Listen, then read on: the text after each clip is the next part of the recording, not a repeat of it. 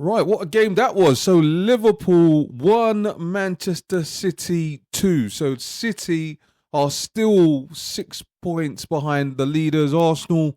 And I tell you what, for a second there, it looked like Arsenal may be extending that lead to 9 points.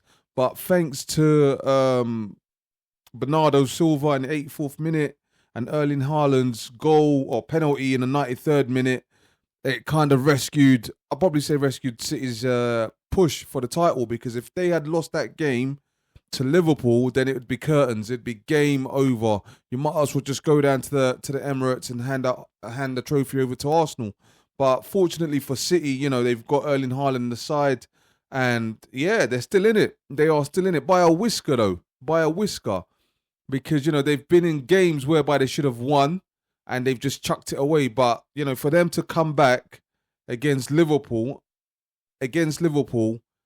is, you have to take your hat off to them. You have to take your hat off to them, because they showed some resilience in that game. They showed resilience. They didn't give up, and they made it count at the end of the day. They made it count. So the game ended 2-1 to Manchester City, and you can see what it meant to Pep. You can see what it meant to the players. But, as I say, if there's one team in this Premier League, that can hunt you down, it's Manchester City. But in order for them to do it, they've got to be on it. They've got to be on it. They've got to want it. We've seen them do it time and time again. We've seen them close these gaps. But it just, for some reason, in this season, they haven't been as consistent as what we know they can be. If they're going to topple Arsenal and put any type of pressure on Arsenal this season, they have to be more consistent, and they've got to win their games. They've got to win the games between now and the end of the season. They've got to go on a mad run. They've got to at least try and string some games together, some wins together, because that Arsenal side, they have been by far the best team this season by a distance.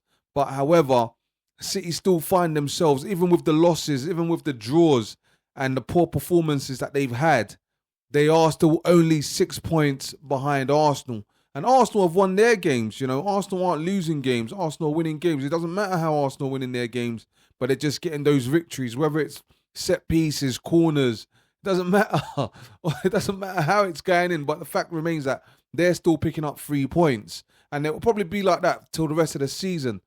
But City have to put that pressure. They have to put the pressure on Arsenal. They have to put the pressure on Arteta. And I think what Arteta's done brilliantly this season is that he's utilised the windows to his advantage. And, and he's brought in the right talent as well.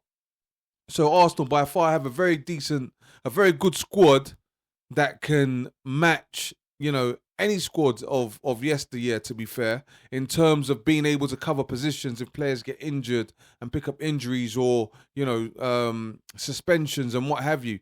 They've got strength in depth. And I think, it's going to be very, very difficult for anyone to push them over. But if there's one team that can do it, it's City. So I think for now, City are still in it. It's going to be difficult, but they've just got to be more consistent. They've got to get more wins under their belt, and they've got to just push on from here on in. If they want to be crowned champions, they've got to push on from here on in and hope Arsenal lose their games. But I don't know, it's going to be a difficult one. It's going to be an interesting one. So it's looking like a 2-horse race. I'm not sure about Villa. I'm not sure whether they're in contention anymore, to be fair. So it's looking like a 2-horse race between the Gunners and Manchester City. And it's going to be interesting between now and the end of the season. It's going to be interesting. It's hard to call. As I say, it's hard to call because Arsenal have maintained a level of consistency. And City in the past, we know, can be consistent. But the question remains, can they do it now? Can they do it now? But we'll see. It'll be interesting between now and the end of the season. But anyway, for now, please like, share and subscribe. Thank you very much.